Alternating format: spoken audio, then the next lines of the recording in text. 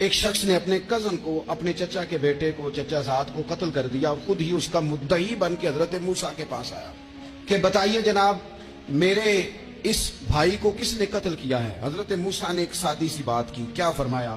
وَإِذْ قَالَ مُوسَىٰ لِقَوْمِهِ إِنَّ اللَّهَ يَأْمُرُكُمْ أَن تَذْبَحُوا بَقَرَةً۔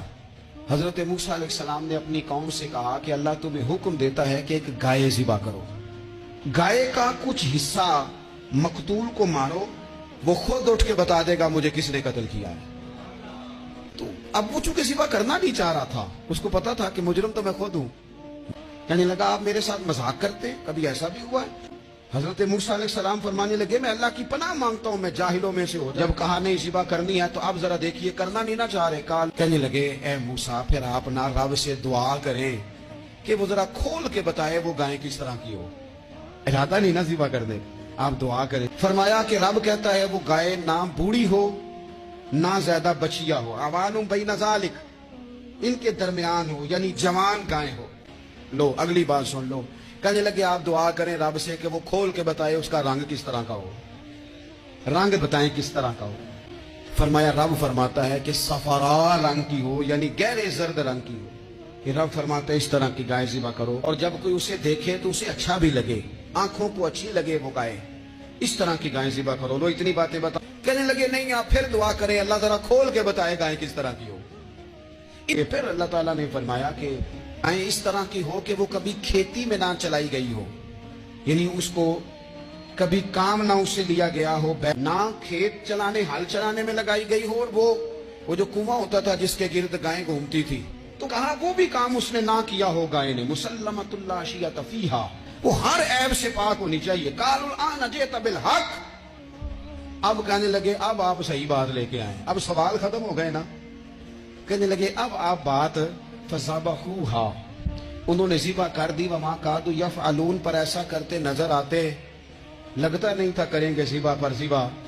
اچھا یہ گائیں پھر ملی کیسے؟ امام خازن کہتے ہیں کہ ایک نیک آدمی تھا، تو اس کا آخری وقت آ گیا تو اس کے پاس جو کل جمع پونجی تھی وہ ایک بچیا تھی، گائیں کی بچی، بچیا ویڑی، اس کے پاس وہ ایک بچیا تھی صرف، تو اس نے اس طرح کیا کہ اس کی گردن پر ایک مہر لگائی، اللہ کے نام پر بطور امانت اس نے اس کو جنگل میں چھوڑا، کہا یا اللہ میرا بیٹا ایک ہی ہے وہ بھی چھوٹا ہے، اس کی حفاظت کرنا اور میرے بیٹے کو پہنچا دینا۔ بچہ بالغ ہو گیا، اس کی ماں نے کہا بیٹا جو امانتیں رب کے پاس رکھوائی جائیں نا ان میں خیانتیں نہیں ہوا کرتی، جا کے جنگل میں آواز دے تیری گائے واپس آ جائے گی۔ اس نے جا کے جنگل میں آواز دی کہ وہ جو میرے باپ نے امانت رکھوائی تھی وہ کدھر ہے؟ وہ نشان لگی ہوئی گائیں دوڑتی ہوئی اس کے پاس آئی۔ واللہ خیر الرازقین، جب رب بندوبست کرے، جب اللہ بندوبست کرے تو پھر معاملہ اور ہوتا ہے۔ وہ گائے آ گئی، اب اس نے کیا کیا اس نوجوان نے کہ وہ گائے گھر لایا، ماں سے آ کے کہا کہ اماں یہ تو اللہ نے فضل کر دیا۔ ماں کہنے لگی پتر حالات ہمارے خراب ہیں، منڈی میں لے جا اسے بیچ دے، لیکن سودا میری مرضی کے بغیر طے نہ کرنا۔ کس کی مرضی کے بغیر؟ کس کی؟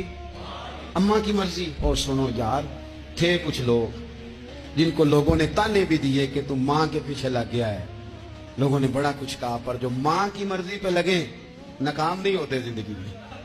یہ دیکھو ماں کی مرضی پہ لگا، اس کی قیمت کتنی تھی گائے کی؟ بڑی مہنگی تھی، پر 3 دینار کی تھی، منڈی میں لے گیا 3 دینار اس کی قیمت لگ گئی۔ تو ماں نے کہا تھا میری مرضی کے بغیر سودا نہ کرنا۔ اب بچے تو نہیں نہ مانتے، اماں کو کیا پتا باہر بزنس کیا ہے، لین دین کیا ہے، پر ماں نے کہا تھا میری مرضی، بندہ دے رہا ہے اسے 3 دینار، اس نے کہا جی میں نے طے تب کرنا ہے، ڈن تب کرنا ہے، پہلے اماں سے پوچھنا ہے۔ گھر جا کے اماں سے پوچھا، اماں کہنے لگی دے دے۔ واپس آیا تو اس نے کہا کہ میں 6 دینار دیتا ہوں پر میری شرط ہے، ماں سے نہیں پوچھنا۔ اس نے کہا تو 12 بھی دے، ڈن تب بھی ہونا ہے جب اماں نے کہنا ہے۔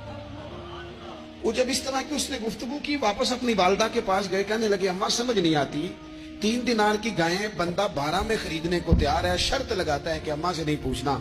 تو والدہ کہنے لگی پتر پہلے اس سے جا کے پوچھ کیا وہ ہے کون،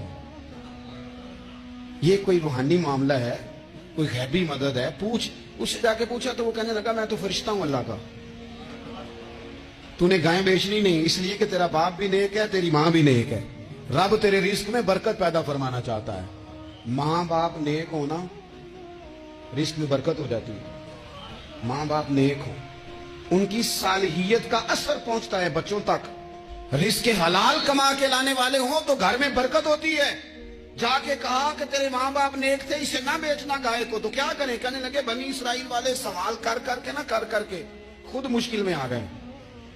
اب وہ ایسی گائے جو جوان بھی ہو، یہاں تو ہر غریب آدمی اپنی گائیں یہاں لگا دیتا ہے، کھیتی باڑی میں یہاں لگا دیتا ہے، کنویں میں پانی نکالنے میں، تو یہاں تو ہر ایک کی گائیں. تو ایسی گائیں جس کا رنگ بھی اتنا پیارا ہو، زیادہ بوڑھی زیادہ بچی بھی نہ ہو، اور ابھی تک کھیت میں بھی نہ لگی ہو، وہ سوائے تیرے کہیں نہیں ہے. اس نے کہا چل پھر مہربانی کر بتا میں کتنے کو دوں گائیں، اگر وہ آ جائیں تو کتنے کو بیچنی ہے؟ اسے کہنا کوئی نہیں، ریٹ تو زیادہ کرنا ہی نہیں. ان سے کہنا گائے کے اندر سے گوشت نکال دیں اور جتنا گوشت ہے اتنے پیسے بھر دیں، اس کی کھرڑی بھر دیں. اب وہ بنی اسرائیل والے ڈھونڈتے پہنچ گئے. کہا جناب گائیں 3 دینار کیا 6 لے لو. اس نے کہا نا بھائی، ذبح کروں گا، گوشت نکالوں گا، جتنا وزن گوشت کا اتنے پیسے بھرو گے کھال میں تو پھر گائے تمہیں ملے گی. اب مجبور تھے، کیا کرتے؟ ابن کثیر حدیث لائے ہیں، امام سیوطی نے در منصور میں بھی لکھی ہے. نبی پاک صلی اللہ علیہ وسلم نے فرمایا سنو جوانوں، اور اسے دل کی تختی پہ لکھو.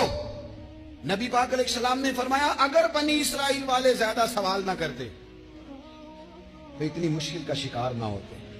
انہوں نے سوال اتنے کیے کہ چارہ نہیں ہے اب ان کے لیے، چارہ نہیں ہے اب ان کے لیے کہ یہ ادھر ادھر جا سکے. مجبوری بن گئی، یہی گائے خریدنی ہے، یہی لے جانی ہے.